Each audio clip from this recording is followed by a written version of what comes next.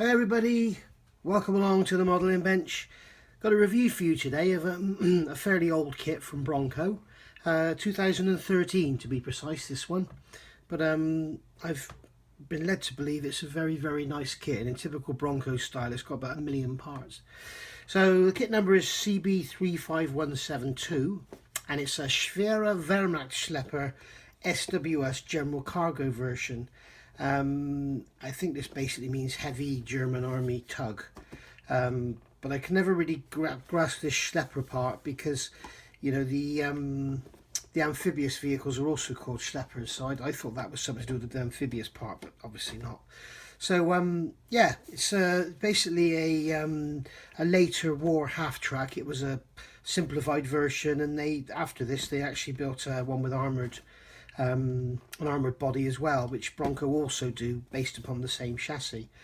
I picked this up from Antics. I just saw it lying there and thought I've got to have it because it's to me it's a beautiful looking thing. It's got great big tracks and, you know, this sort of modern looking body for its time, really. I mean, you can see in the background here we've got an American truck on fire, and you know, when you compare them, it just looks so, I don't know, so modern, so industrial. I don't know, it just looks lovely, and I love Bronco. They're one of my favourite manufacturers. So looking around the box, Bronco models, we got high quality decal, we've got photo etch parts.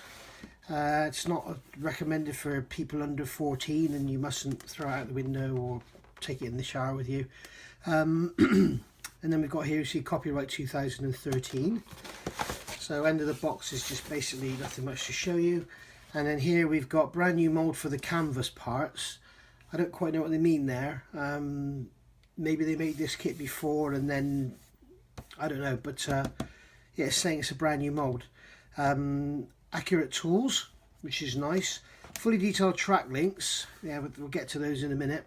The accurate detail engine with several parts, and a detailed winch spool which has bolt rib detail. So hope they haven't got rid of the detail. I hope they mean rib there, but yeah, I think they mean bolt and rib detail. But yeah, again, like I say, Bronco, I absolutely love them. There's only one issue with this kit. The box is actually 450 by 300 millimeters. And if we look inside, we can see that the box could have actually been, I don't know, 300 by 200 millimeters, because we've got all this open space. In fact, we could probably get another couple of kits in there. You probably get like a 35th scale Jeep in there, and you probably get a 350th scale submarine in there. So you could actually, you know, smuggle these past your wife. You get 3 kits in one box, which would be a good one. So yeah, it's all come in one bag, but in the bags they're individually wrapped, so that's nice. And there's the tracks. Oh my god, tracks again. Only 2 sprue connections. No, sorry, there's 2 sprue connections on each link, so not so bad. And you can see these great big wheels in here, which is what attracted me to it. We also get a nice A4 sheet there, which is an image of the box front, should you wish to frame it. I don't know why you would. And a nice book style instruction manual. So I'll get this unbagged and then we'll have a look inside there. Right, we've got the out of the main bag now. So let's have a look at what we've got here. We've got a chassis, one-piece chassis, which is nice. So that's all going to stay nice and true. We've got a sprue on there, a small clear sprue on here with windows, decals and PE. I like the way they've done this to protect the fragile parts. And then we've got 1, 2, clear, 3, 4, 5, 6, 7, 8, 9, 10, 12 sprues in all. Which is nice. So there's lots and lots of parts, but then being Bronco, we knew that. So let's right. So in no order or anything, let's just have a look inside these sprues. So cut these bags up. As you can see, I haven't looked at these at all. I think this is a mirror. This one, yeah, this is a mirrored sprue. So what have we got in here? So we've got I like the way Bronco do this. They've got the tyres here in these sections, so you sandwich them up to achieve the tread. I think that's really, really nice the way they do that. Got some nice bolt detail on these pulleys. Looks like we've got two different size sprockets there. So there's obviously an early and a late version or something. Some nice wheel detail. Transmission part there. So looks like part of a chassis. Small levers and handles. I mean, really, really tiny. Very, very crisply moulded. Looks like no flash. No evidence of any massive seam lines or anything on that. But yeah, you can see here, lovely moulding and very crisp on all these smaller parts, which is very, very nice. And also the looks like we've got two different types of wheel there as well. We've got one with holes. One's got one hole in it in the side of the rim, and the other's got, what's that, 6 holes or whatever. So yeah, suspension arms there by the look of it. So that's all separate. Yeah, very nice. And then this sprue here, we've got let's have a look. Looks like we've got some cargo bed parts. Looks like this is the actual main. Let's have a look kind of here first. Looks like we've got the main front fenders here, bonnets with bonnet house with open louvers, windscreen framing. It looks like cab roof. Some wood panelling here. It looks like a wood structure. Very fine framework here if you look. Some wood panels, wood strips here. Yeah, very, very nice. And looking at the these Bonnet House here, they've got the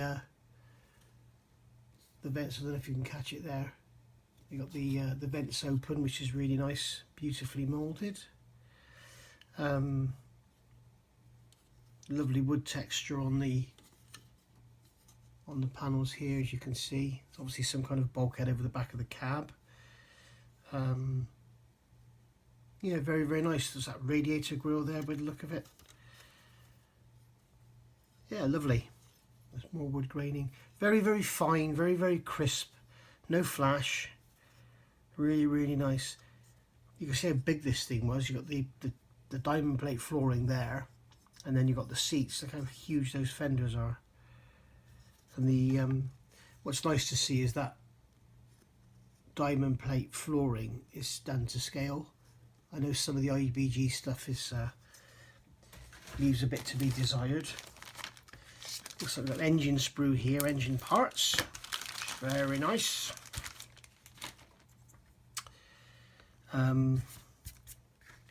Yeah, radiator there with a grill on the back of it. Some pulleys, manifolds, air filter, engine block halves. What's this? Is that brakes? Not sure what that might be. That might be brakes. I don't know. For the tracks. We've got a starter motor, a dynamo by the look of it. Back of the gearbox. Some of these parts are just tiny. I mean, tight little eye bolts there. I mean, just have a look around this sprue. You'll see how crisp and beautifully moulded it is. Really do like Bronco. They're not the easiest kits to build, so you know, beginners beware, because they have so many parts. And one of the other problems with Bronco, they're very, very true to scale. Some nice bolt detail on the back of there. They're very, very true to scale, so therefore can be quite flimsy. And I've seen, in particular, there's a small. I don't need to get these out of the bag. Tools there. There's a small Opel car they do, and they've made the front suspension dead to scale. I think it's torsion bar, and it's so weak. You know, you dry brushing it, you can snap it, but it's beautifully done, and it's all very well detailed. These tools are very nice, and that's one of the issues with Bronco. I'm sorry, I'm showing you one thing, talking about something else. That's one of the issues for me with Bronco. They're so to scale that quite often the parts can be extremely weak and very, very easy to snap while you're painting or weathering or whatever. So right, so now we've got a cargo bed, which looks huge. I mean, that is my hand. How big is that cargo bed? That is 120 by That's 120 by 70 millimeters. It's massive. These lovely hinges on the side for the tailgate by the look of it, and that wood grain detail on there, if I can catch it in the light, it's lovely. Really, really nice. Very, very sharp. Look on where they've got the metal brackets going onto the wood planking. Yeah, really nice. No ejector pin marks on the back of anywhere. I mean, there's a couple down in there, but what they've done, they've made them so small that they'll be hidden by the rails, obviously these rails that go underneath. So yeah, really, really, this is lovely, this kit. Really, really nice. And being Bronco, it will probably go together beautifully as well, like I say, but fiddly. So we've got some more parts here. Oh, that's obviously the winch that they were talking about with the, they've got rid of the detail. Sorry, no, it's got rid of detail. Fuel tank, perhaps by the look of it. Leaf spring, I'll look at those in a minute. This looks like some probably suspension pivots. Air tanks. Shock absorbers are these. Really beautiful. I mean, very, very crisp, very, very clean. And as most people say, no problem at all with that. So, yeah, that leaf spring. If you build modern military kits, then you'll know that leaf springs normally have a sink in them right in the middle, and this doesn't. And then you've got an awful seam and mould mismatch to deal with. This one doesn't have that. So all in all, let's try and get that to focus. All in all, nice job, lovely. Compare that to some trumpeter leaf springs and you'll see what I mean. Prop shaft there, yeah, very, very nice. So that's it for all the main tan plastic parts. Now we've got this bag here. I will open it. I wouldn't normally open clear parts bags, but I sort of wonder why they've done this in clear, but I'm assuming it's because you've got the glazing in it here. But yeah, it's very, very hard as you can imagine with clear. But it's got a lovely texture to it, and wrinkling on it is lovely. There's some evidence of the wrinkling on the inside if you're going to look inside, but yeah, the way I've done this, so basically you just mask up the clear, and then paint the rest of it to your fancy. I hope the seams will be easy enough to clean up, and they've got no seams anywhere near where there's going to be a window. So yeah, lovely. Tracks. We love tracks, don't we? So we've got two of these. Let's get rid of that one. And as you can see, what's that? 1, 2, 3, 4 by 1, 2, 3, 4, 5, 6, 7. So that's 28, 56, 56, 62, 112. 224 parts in these, 224 individual track link parts. Now let's get up under here. We can see that the detail on them is lovely, and then you've got the parts that go between them, and the detail is all crisp, no flash, and hallelujah, there's no ejector pin. Oh yes, there is.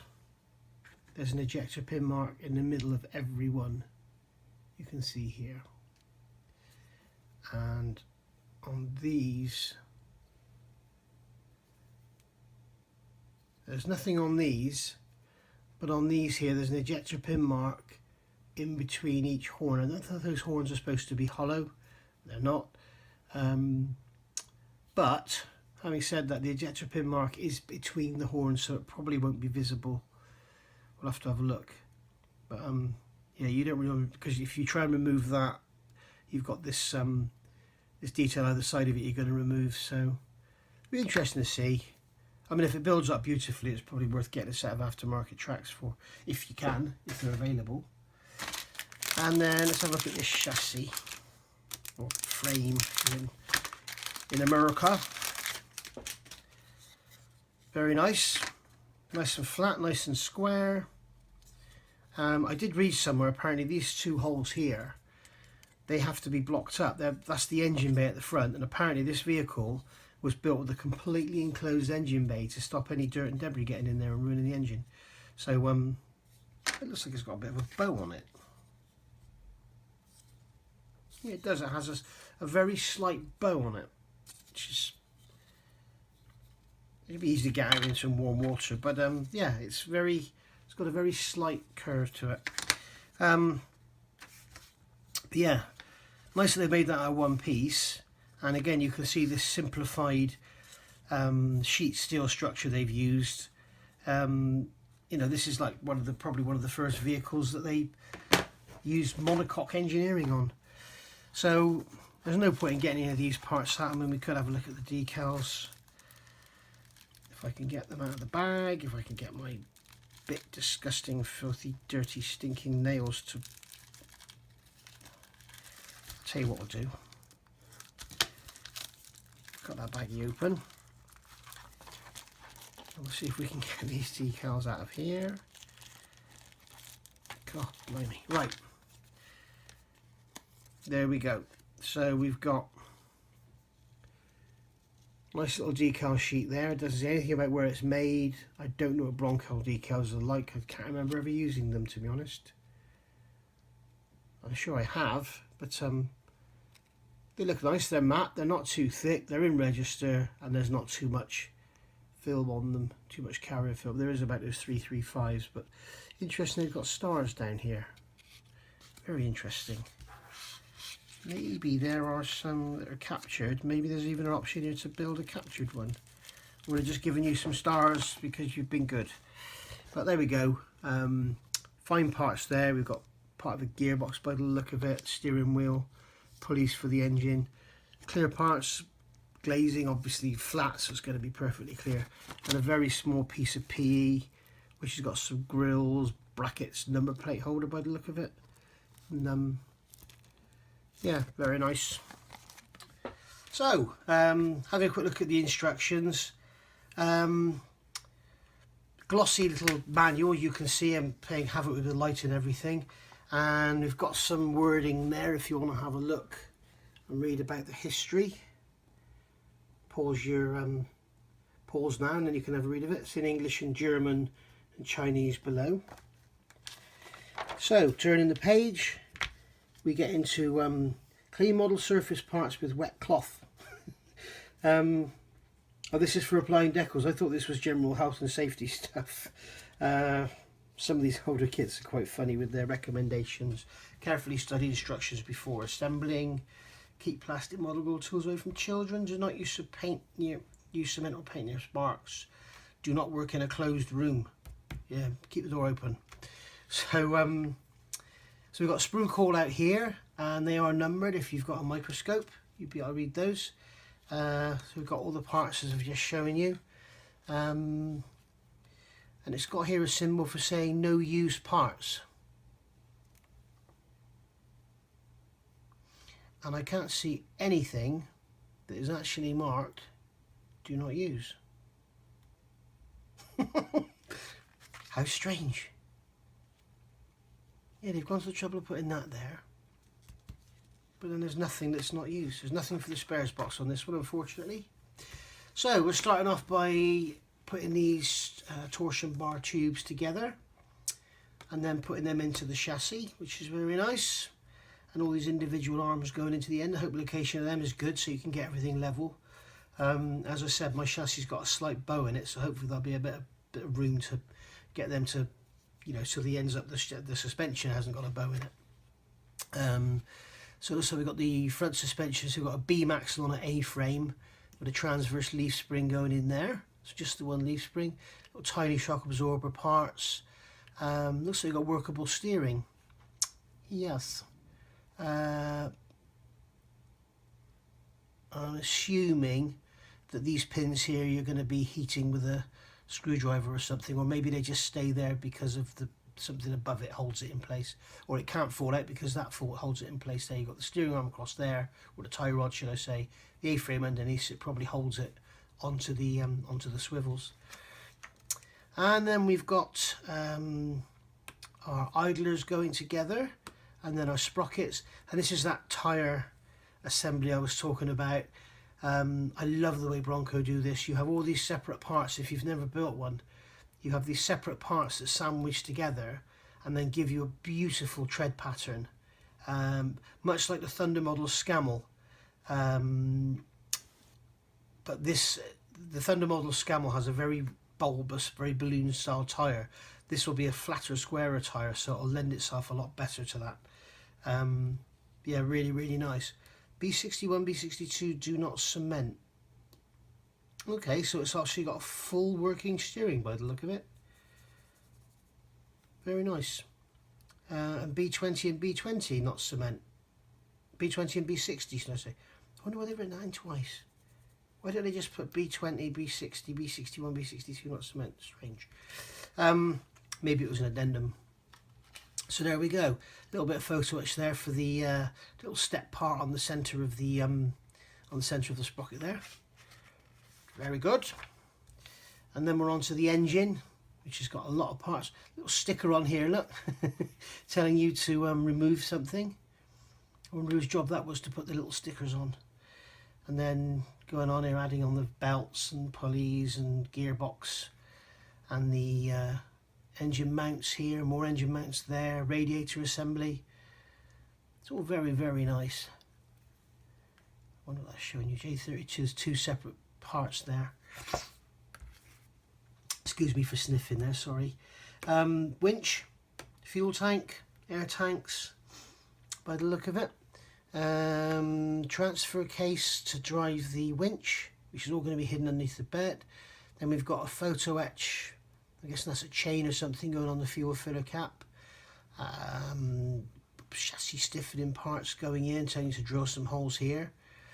Yeah, I remember I saw those parts, they were the brakes for the transmission. It's bloody beautifully detailed, this. All going in there into the chassis. And then we've got the cab going together, we've got decals for the instrument panel. And then fitting the bulkhead into the fenders. Adding lights and marker posts and stuff, tools, steering wheel onto the steering column which goes through. Then we've got some photo etch here. So that's quite annoying. My camera became full, so I've just had to edit, so this is actually 10 minutes later. So I think where I left it was the photo etch here. I thought this was wipers, it's not, it's the brackets that hold the glass open when they decide to swivel the screen open, I think. Then we've got, here we're going into the engine assembly and adding the bonnet covers, should I say. Some little tiny PE brackets here, typical of Bronco, tiny, tiny parts. Little tiny handles and bits and pieces going on here, hold downs for the bonnet. Tracks, 112 pieces per track. Now, this is a little worrying because we've got 28, 56, 56, what's that, 56, 62, so that's 124 pieces per sprue. We've got 2 sprues, so we're getting 12 parts spare, so that's 6 of each spare per side. So you have to be careful with removing these and cleaning them up. You can't go too wrong with them. And they are tiny, those links as well. Onto the cargo bed. That beautiful wood panel parts, telling you to drill some holes here. That drill or fill? That's drill. And then P, that's a number plate bracket going on, a number plate support going on there. Well, it's actually the number plate itself, isn't it? Hinges, hinge detail, which is all very nice, all very fine, very crisp. Seats going in there. Got how to make up the seats here. There's 2 of them, telling you to drill some holes should you wish to use them. Option 1 is a frame around the top of the cargo bed, so you could actually add your own canvas or indeed make it like it hasn't got a canvas on at all. Telling you to remove those little nubbins on there if you're having the roof on. And then option 2 is actually using those clear parts to make your actual your cargo bay canvas, if you like. So it's telling you here GA3 and GA4. GA3 and GA4 don't feature, so they're telling you to remove something there if you're going to use, oh, here is it, so you've got to remove something from them if you're going to use the canvas over the top. During assembly of the parts W4, no need to glue the parts of GA2. GA2, you have to look at that. So I don't know what they're talking about there. So they're probably saying don't glue the handles on or something if you actually use these parts here. I don't know why you would, because you'd be covering up all your detail, but this is probably the nicest way to build it, with the back open, I think. So yeah, so the first one we've got here is Western Front 1945, basically in a tan colour. Just notice there is no colour guide, it's telling you dark yellow. Was there a paint guide at the front? I didn't catch it. Yes, there was, and it's giving you Mr. Hobby, Hobby Colour, Humble and Tamiya colours. So that's good. So XF60 for your main body colour. It's like a hot rod, this, with its super wide tracks, isn't it? I think it looks great. Bit of an option there to do your wood handling on your tools, which is all very nice. Then the second option, again in that dark yellow, is Wehrmacht 46th Infantry Division 1945. So again, we've got the same colours, just different number plates really, and a different badge on the side, or different stencil, should I say. And then we've got a sWS captured by the US forces in 1945. I'll have to look online, I'm not sure if this is fictitious or correct. I would have thought they would have chucked some paint on it, but who knows? What do I know? So there we go, and that is that. So all in all, beautiful little kit. Not sure how it'll go together. As with all inbox reviews, guys, remember they are only a guide to how nicely molded the parts are. They're not a guide to accuracy, they're not a guide to how well the kit goes together, how much of a mojo breaker it is, or whatever. It's a guide to what you get in the box. These instructions might be absolute garbage. The part numbers might be wrong. The assembly sequences might be sort of, you know, not very good, and you can do it different.